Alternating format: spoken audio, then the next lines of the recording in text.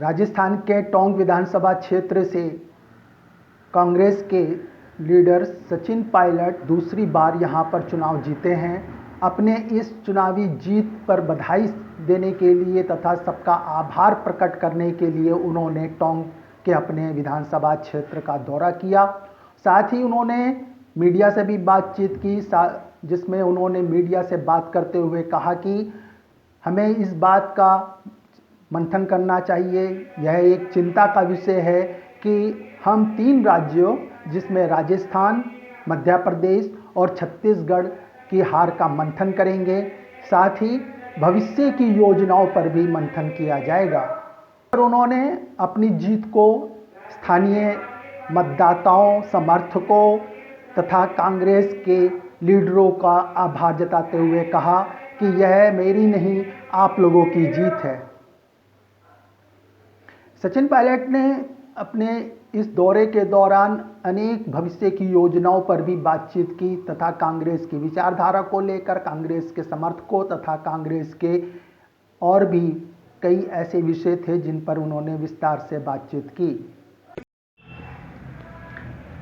Congress leader Sachin Pilot ने टोंक जिला Congress office में मीडिया से बातचीत करते हुए कहा कि टोंक विधानसभा से उनकी दूसरी बार की जीत जनता और कार्यकर्ताओं को समर्पित करता हूं। इस अवसर पर उन्होंने कहा कि हार पर जयपुर और दिल्ली में मंथन किया जाएगा। सचिन पायलट का यह भी मानना है कि इस राजस्थान तथा अन्य राज्यों की हार पर मंथन होना भी जरूरी है। उन्होंने कहा, मैं हमेशा ही कांग्रेस का कार्यकर्ता रहा हूं और मुझे जो भी जिम्मेदारी दी जाएगी उसको हर संभव निभाऊंगा। राजस्थान टोंक से नवनिर्वाचित विधायक सचिन पायलट का टोंक पहुंचने पर जबरदस्त तरीके से स्वागत किया गया। सचिन पायलट टोंक जिले के कार्यालय पहुंचे, जहां पर उन्होंने कार्यकर्ताओं से मुलाकात की, साथ ही कार्यकर्ताओं का आभार भी व्यक्त किया।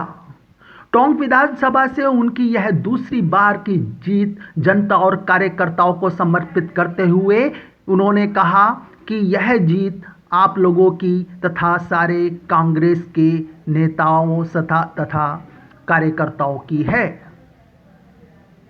इस दौरान जिलाध्यक्ष हरिप्रसाद बैरवा, पीसीसी उपाध्यक्ष रामविलास चौधरी, पूर्व जिलाध्यक्ष लक्ष्मण चौधरी, ब्लॉक अध्यक्ष श्रीमती कैलाशी मीणा, ब्लॉक अध्यक्ष इरशाद बैग, प्रधान प्रतिनिधि हंसराज फागना, कांग्रेस नेता सऊद सईदी के साथ ही कांग्रेस के अनेक कार्यकर्ता इस मौके पर मौजूद थे।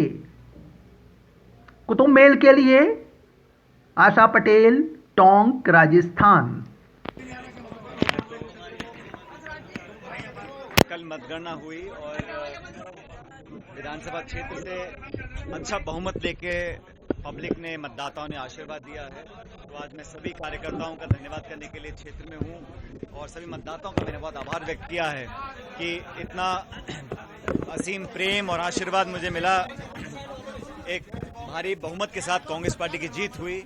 तो सभी लोगों ने जो कई हफ्तों तक दिन रात मेहनत करी, हमारे कार्यकर्ताओं ने, लोगों ने, आमजन ने, उन सबका मैंने आभार व्यक्त किया है, उनको धन्यवाद ज्ञापित किया है और इस बात का आश्वासन उनको दिया है कि विकास की जो हमने शुरुआत करी है 5 साल पहले, उसमें कमी नहीं आने देंगे और पूरी लगन से, पूरी ताकत से, पूरी शिद्दत से, पूरी ईमानदारी से जो विकास का काम हमने चालू किया है उसको बिना रोक टोक अगले 5 साल तक चालू करते रहेंगे। जो परिणाम आए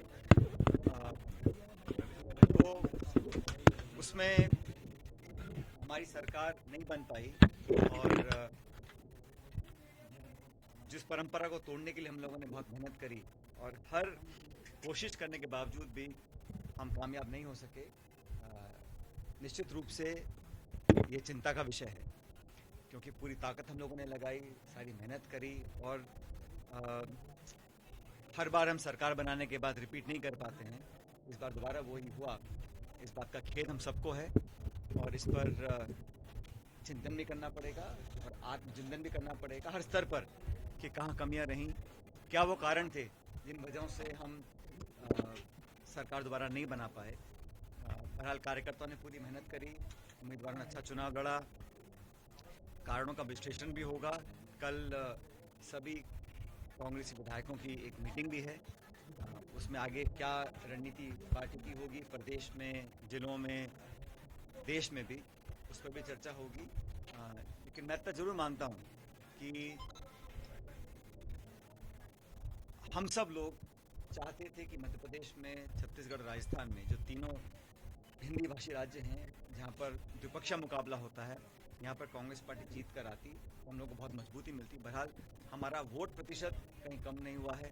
तीनों राज्यों में बनस्पत मुझे लगता है कि मैंने आंकड़े देखे थे तो हमको वोट प्रतिशत भाजपा से ज़्यादा मिला है।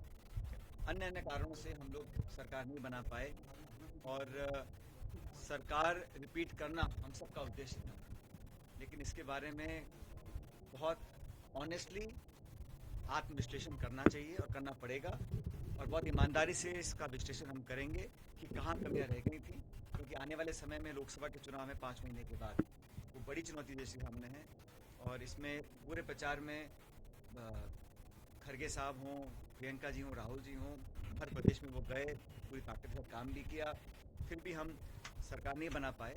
लेकिन एक मजबूत और सशक्त विपक्ष बनकर हम लोग काम करेंगे और आने वाली जो नई सरकार है उन्होंने जो वादे किए हैं उनको पूरा करने के लिए उनको मजबूर करेंगे और जनता की आवाज बनने का काम हम लोग करेंगे। Subscribe now and press the bell icon. Never miss an update.